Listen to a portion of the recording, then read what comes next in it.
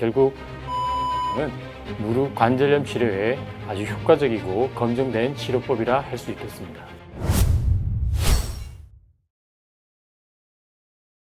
안녕하세요. 서울나와병원 정형외과 전문의 유호강 원장입니다. 오늘부터 관절과 척추와 관련된 건강 정보를 알려드리고자 하는데, 첫 번째 시간으로 무릎 통증에 대해서 알아보겠습니다. 무릎과 관련된 시민 여러분들의 궁금증에 대해서 들어보았는데 같이 보시도록 하겠습니다. 코로나19로 실내 활동 시간이 증가하면서 제가 좀 살이 많이 쪘는데요. 자신의 표준 체중보다 몇 킬로 정도가 더 쪘을 때에 무릎 통증이 오는지 알고 싶습니다.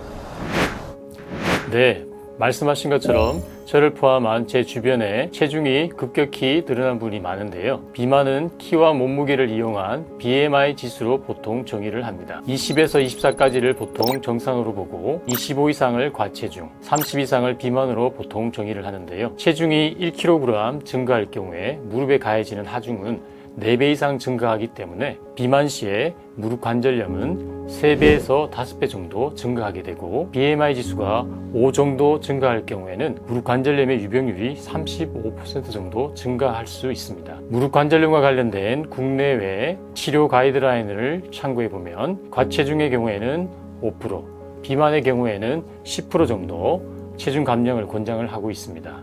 비만 환자가 체중을 5kg 감량할 경우에 무릎 관절염 증상의 50% 정도가 개선될 수 있습니다. 결국 체중 감량은 무릎 관절염 치료에 아주 효과적이고 검증된 치료법이라 할 수 있겠습니다.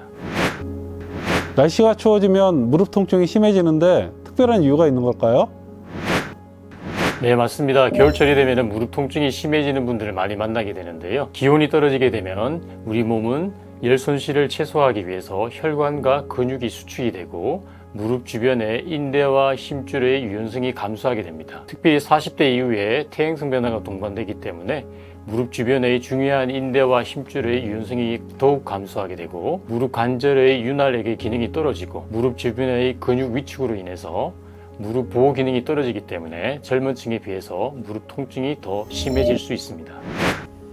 엑스레이에서는 이상이 없다는데 무릎이 계속 아파요. 이런 경우는 왜 그런 건가요?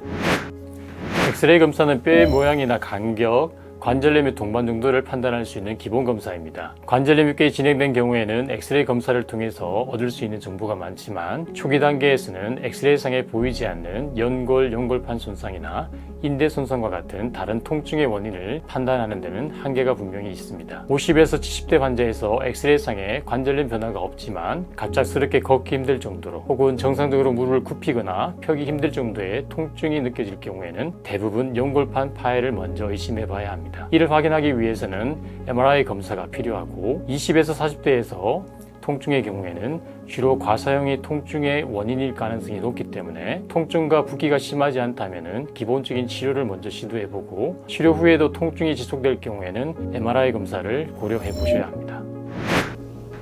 허벅지 근력 운동을 하면 무릎 건강에 도움이 된다는데 정말 그런가요?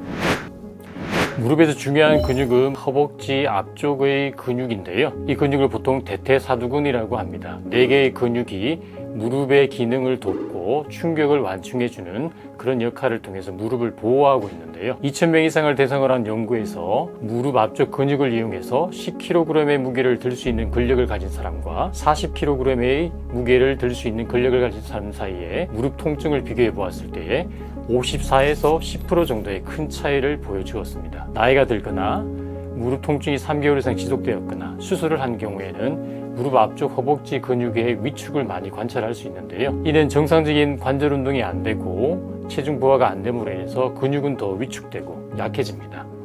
이로 인해서 무릎 보호 효과가 떨어짐으로 인해서 무릎 통증이 더 악화되는 악순환이 일어나게 되는데, 운동은 보약이란 말이 있습니다. 운동은 관절의 유연성을 증가시켜주고 근력 강화를 통해서 기능을 개선하고 통증을 완화시켜주는 좋은 치료법 중에 하나입니다.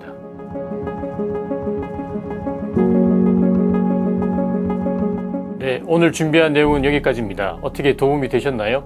앞으로 더욱 알찬 정보를 가지고 여러분을 찾아뵙겠습니다. 감사합니다.